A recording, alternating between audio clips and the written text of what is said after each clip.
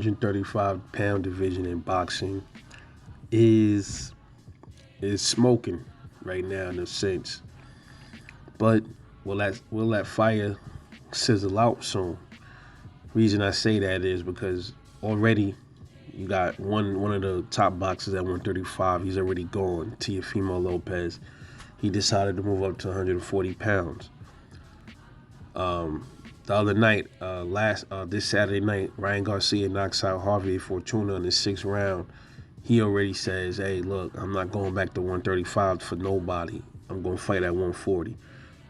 Then you got Rolando Romero kind of hinting at also leaving 135, talking about he's willing to skip over um, 140 to go to 147 to fight Errol Spence. It was probably bullshit, but even he's a big boy and it looked like he might be ready to go up to 140 pounds.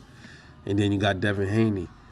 But he's undisputed at 135 pounds after snatching the belts from George Kambosos, the sham artist.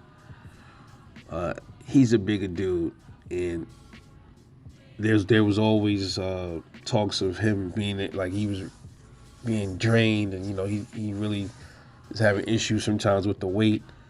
So Devin Haney is probably at the end of his ropes with 135 pretty soon too. Like he'd probably have this rematch, and then likely one more fight, and he probably gonna leave the division because he did all he needed to do.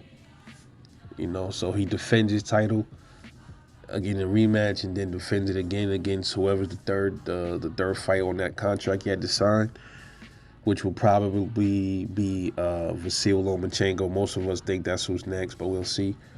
Then he's moving up. But there seems to be a mass exodus of 135 pounds, man. It's like a lot of the big guys at 135, they're all big boys. They're heavy. They're having issues with the weight. Ryan Garcia, this is the second time not making weight for his fight.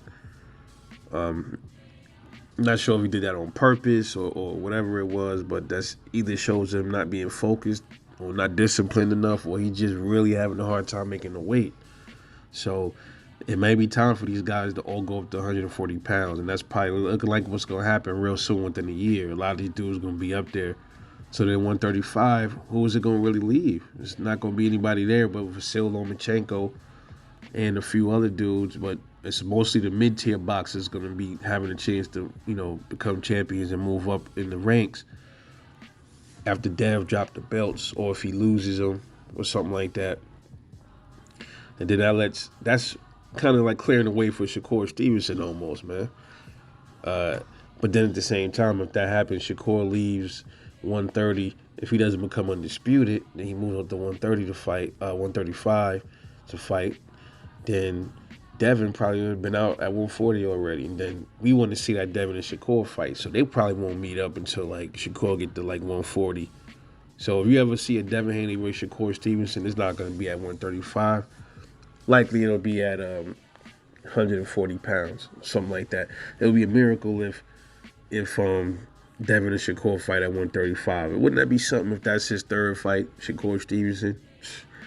Not sure how that would play out. I mean, that'd be a fight that could get made, with the top rank shit, So it'll be a way. That'll be a fight that I think definitely could get made. But the question is, would that fight be made at 135? And I'm not sure if Devin can make that weight.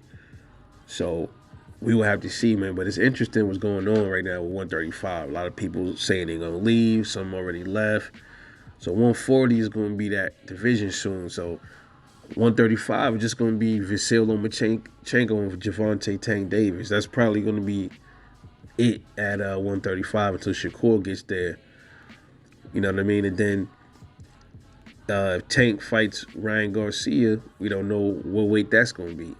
Ryan Garcia claiming he wanted that to be at 140. And as we know, Tank Ryan don't get the call those shots, man. Tank is the A side or shit like that. So he will have to be the one to decide where he want to fight him at a catch weight, or I want tell Ryan to stay at 135, or have no issue going up to 140. I don't see why it's a problem to go to 140. If you're a true champ, go test yourself and move up. Okay, so you already fought at 140. Go fight Ryan at 140, man. That's it. And they ain't gonna be for no straps or nothing, but fight him at 140 Then go back down to 135 and go ahead and get some real belts under your hip, on your waist. I mean, Tank did have a real belt. He had a real belt. I think that was at 130. So it's not like he never was a real champion, but most of his belts is like they regulars. You know what I mean? I think he got the 140 regular belt. I think he dropped that belt. I'm not sure, but I think he got the 140 reg. He snatched that from Mario Barrios, and then I think he got the reg down at 135 too. So he's still a champion, man. Regardless to what we might think, he's still a champ. He's not the real champ at these divisions that we want him to be, but he's a champ. So, but he needs to get them prestigious belts under his wing. But yeah, interesting turn of events between at 135 and 140 weights, man. It's a lot of changing up and a lot of things, man. A lot of people graduating up to the next division. And like I said, 135 pretty much, man. If that happens and them dudes leave, all that's gonna be left is Tank Davis and pretty much Vasyl Lomachenko. That's really gonna be it. And all the other guys at 135, they up and comers and mid-level boxers, and they pretty much got to prove, make a name for themselves in the division. But let me know what you think about the mass. It seems to be a mass exodus of 135 pounds. This is Rebel Life Boxing, man. I'll catch y'all on the next one, and I'm out. Peace.